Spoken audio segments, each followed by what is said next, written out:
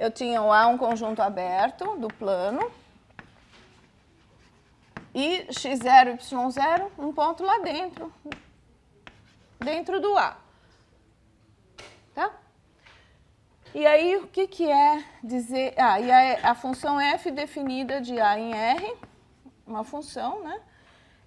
O que é dizer que f é diferenciável no ponto x0, y0. Tá? Eu preciso esclarecer o que é dizer isso. Tá? F é diferenciável em x0 e y0 se existir, se o limite... Olha o que eu vou fazer. Eu vou imitar este. Aqui eu tinha uma variável só, né? Agora eu vou fazer para duas variáveis, mas imitando aquele. Então, eu vou falar que f de x0 mais h, y0 mais k, menos f de x0, y0, menos o AH, menos BK, tá? Sobre a norma de HK, aqui eu estou pensando norma de vetor, né? Quando HK tende a 0, 0, for igual a 0, mas eu inventei umas coisas novas aqui, né? Tem um A aqui, um B aqui, que não faziam parte dos meus dados, né? Então, f é diferenciável se existirem números A e B pertencentes a R, tais que fazem esse limite ficar igual a 0. Tá bom? Eu vou, só para simplificar a notação, esse numerador aqui, eu vou chamar de E de HK. Lembra alguma coisa, né? Eu vou chamar de E de HK essa diferença de f de x0 mais h, y0 mais k, menos f de x0, menos AH, menos BK. Tá? Só para não ficar escrevendo tudo isso o tempo todo. Né? E vocês lembram do erro lá do polinômio de Taylor? Essa aqui é a expressão para duas variáveis, tá? Que a gente tem. Ela. Tá? É o análogo do Taylor para duas variáveis. Tá? Porque aqui tem... Isso aqui seria... opa, aqui está faltando um y0. Esse pedaço aqui, se eu puser um parênteses assim, ó, esse pedaço aqui, a gente vai ver na próxima aula que isso aqui é a equação do plano tangente. Tá? Então, eu estou fazendo, como eu fiz para polinômios de uma variável. Você tem uma superfície agora, né? Eu tenho uma superfície aqui e um plano tangente, e esse E de HK está calculando essa diferençazinha num ponto. Tá? Mas isso depois a gente vê com mais detalhes, só para mais ou menos vocês verem que as coisas estão relacionadas, né? Eu vou, antes de dar exemplos e tudo mais, eu vou justamente provar que se isso acontece, então f é contínuo. Tá? Então, teorema...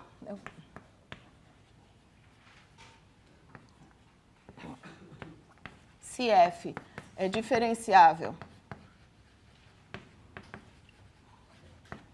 em x0 e y0, então f é contínua em x0 e y0. Tá bom? E isso é fácil de fazer. Vamos ver por quê? Vamos ver. Olha, eu sei que se f é diferenciável, tudo isso aqui acontece, né? Existem dois números, A e B, tais que esse limite enorme dá 0. Tá? Essa é a minha hipótese. Isso tá aí para eu usar quando eu precisar. E o que eu quero provar? Quero provar que a f é contínua. Então, é razoável que eu... Bom, o que quer dizer que a f é contínua? F é contínua se f de x, y, quando x, y tende a 0, 0, tende a x0, y0, dá f de x0, y0. É isso que a gente quer provar, né? Bom, em vez de escrever x e y, eu vou escrever x0 mais h, y0 mais k. Isso aqui é a mesma coisa que limite de f de x0 mais h, y0 mais k, quando hk tende a 0, 0, f de x0, y0, tá? Então, é aqui que eu quero chegar, tá? Isso aqui é o que eu quero provar. Mas aí eu vou olhar lá para aquela expressão. Eu vou escrever a f de x0 mais h, y0 mais k, é f de x0 mais h, x0, y0, mais AH, mais BK, mais o erro.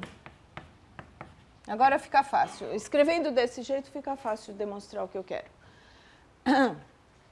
Eu quero, então, provar que o limite desse pedaço é isso só. Então, agora falta provar que isso aqui, esse limite é 0. Isso é, né? Porque o H está tendendo a 0, o K também, o A e o B são números reais, tá? E aí eu tenho que provar que isso vai para 0. Se eu provar essas duas coisas, a função é contínua, tá? Então, sabemos... E aí a gente sabe que existem os A e B que fazem esse erro dividido pela norma tender a 0, tá? Então, limite, quando HK tende a 0, 0, de AH mais BK, isso é 0. Isso não, é um número vezes H mais um número vezes K, isso dá 0. Agora, o que é o limite do E de HK quando HK tende a 0, 0? O que eu sei é o limite do E dividido pela norma. Então, o que eu vou fazer é escrever esse E aqui, eu vou multiplicar e dividir por norma de HK. Tá? Então, antes de passar o limite, eu vou só multiplicar E de HK sobre norma de HK vezes norma de HK. Tá? Quando HK tende a 0, 0. Tá bom?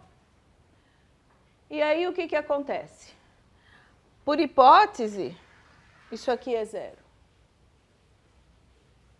Tá?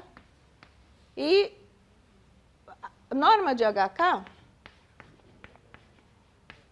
a gente sabe que é a raiz quadrada, né, de H ao quadrado mais K ao quadrado. Quando o H e o K tendem a 0, essa norma vai para 0, tá? Então, isso aqui também dá 0. Então, esse limite é 0. Portanto, juntando tudo, né?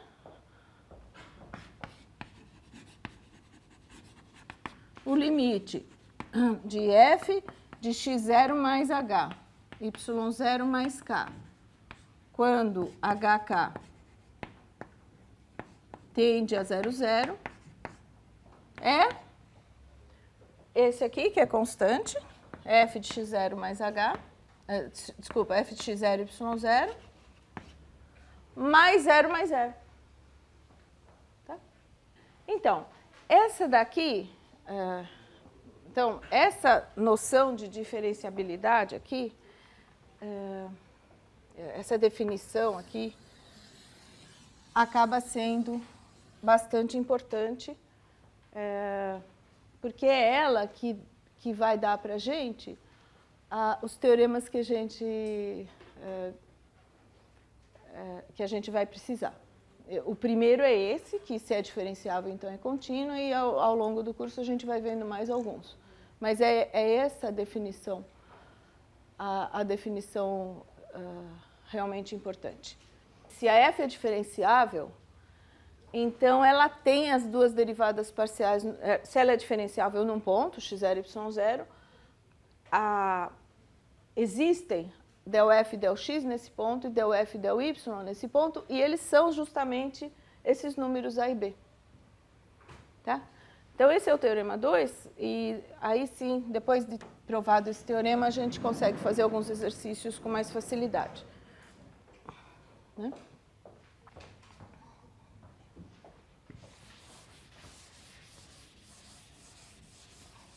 Então, teorema 2.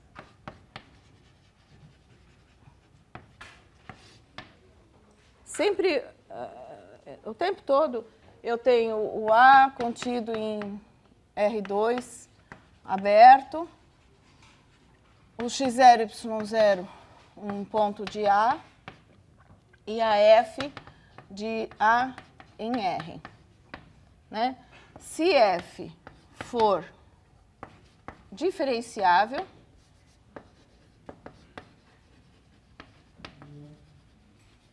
em x0 e y0, então existem as duas derivadas ∇f e ∇x de x0 e y0 e ∇f e ∇y de x0 e y0. Tá? Isso é fácil. Esse teorema é bem simplesinho. Por quê? Eu vou fazer um, o outro fica para casa. A demonstração, então. Para mostrar que a derivada parcial de f em relação a x existe, eu tenho que fazer o quê? Eu tenho que variar só o x e manter o y constante, né?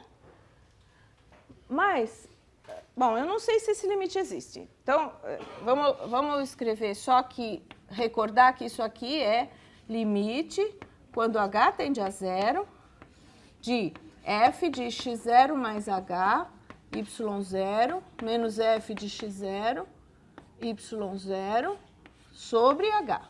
Lembra disso? Tá?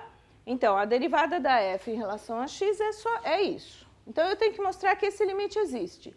E o que eu sei para chegar aqui? Para garantir que esse limite existe, o que eu sei? Eu sei que a f é diferenciável, então eu sei que existem números a e b, ó, está bem aqui em cima, tais que aquele limitão existe. Tá? Existe e é igual a zero. Tá? Então, o meu ponto de partida é aquele lá. Eu sei que aquele limite grande existe para qualquer HK. Então, eu vou fazer H0. Ele existe para qualquer HK tendendo a 0, 0. Eu vou pegar o K igual a 0 e vou fazer o limite. Então, sabemos que existem, eu vou escrever assim, A e B pertencentes a R, tais que o limite, eu vou escolher um caminho especial, né? Esse par aqui, de f de x0 mais h, y0 mais k, fica só y0, porque o k eu já peguei igual a 0, tá?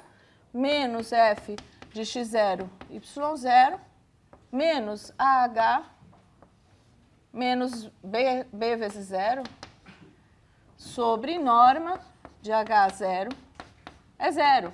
Quer dizer, lá é para todo hk, né, tendendo a 0, 0, por qualquer direção. Aqui, em particular, para esses. Tá bom? E agora é só traduzir o que é isso. Ó. Aqui, joga fora. E o que fica aqui? Se o par H0 está tendendo a 0, 0, significa o quê? Que o H está tendendo a 0. Tudo bem? Aqui eu tenho só h tendendo a zero. Aqui eu tenho f de x0 mais h, y0, menos f de x0, y0, menos AH. E quanto que é a norma de H0? Do vetor H0? É módulo de H. Tudo bem? Eu sei que esse limite é zero. E aí, com o módulo no denominador, se esse limite com módulo no denominador é zero, sem o módulo também é, por causa daquela observação que eu fiz no início da aula. Então, eu posso tirar esse módulo daí.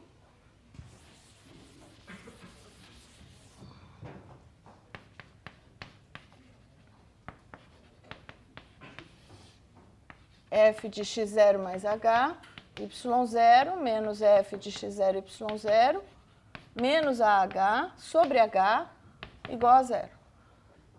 Agora é só separar em dois e perceber o quê?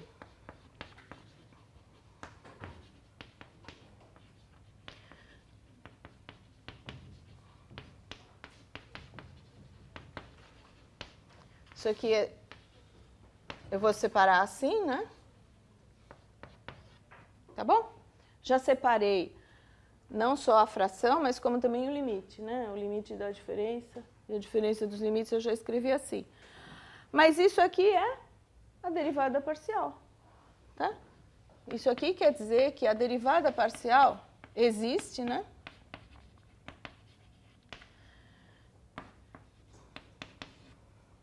Não só ele existe, né? Porque aqui está dito que ele existe, mas ele é igual àquele número A. Tá? Então, eu provei que o del f del x é o A.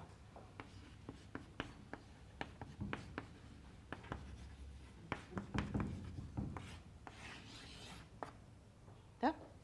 E da mesma forma, usando aquele limite grande com h igual a zero, vocês vão obter a derivada parcial em relação a y, calculado em x0, y0, e vão descobrir que esse daí é o número b.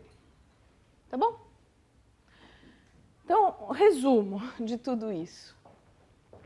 A conclusão aqui.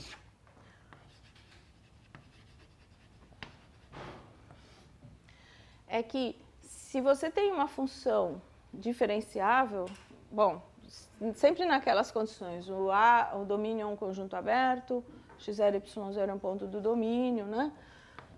Eu tenho A contido em R2 aberto, x0 e y0 pertencente a A. A f de x0, f é diferenciável em x0 e y0, eu vou escrever assim, ó, C e somente C. Lembra, lá em cima, né, quando eu dei a definição, eu falei, se existirem números A e B, tais que aquele limite grande é zero. Né? Essa era a definição. Com esse teorema, eu descobri que o del f del x é o A. Então, eu vou dizer, analogamente, né, não escrevi, analogamente, o del f del y, calculado em x0 e y0, é b. Tá? Então, como é que eu vou fazer para verificar se a função é diferenciável? Eu tenho que mostrar a existência do A e do B. Então, você vai fazer primeiro que existe del f del x de x0 e y0 e eu vou chamar de A. E também existe del f del y de x0 e y0, que eu vou chamar de B. Então, esses dois números têm que existir e tem que fazer aquele limite enorme. Vocês têm que verificar também que o limite daquela função e de hk sobre norma de hk, quando hk tende a 0, 0, tem que dar zero. Ou seja, são dois passos para ver se uma função é diferenciável num ponto. Primeiro você calcula as derivadas parciais nesse ponto, só que isso não basta, né? Porque a gente viu o exemplo de uma função que tem as derivadas parciais e não é contínua. Então, ela não pode ser diferenciável, lembra? Então, existem funções que têm derivadas parciais, mas não são diferenciáveis. Tá? Então, para ver se é diferenciável mesmo, eu vou ter que calcular esse limite aqui. E ver se dá zero. Tá? Então, são 2 passos. Tá? E isso aqui que é importante.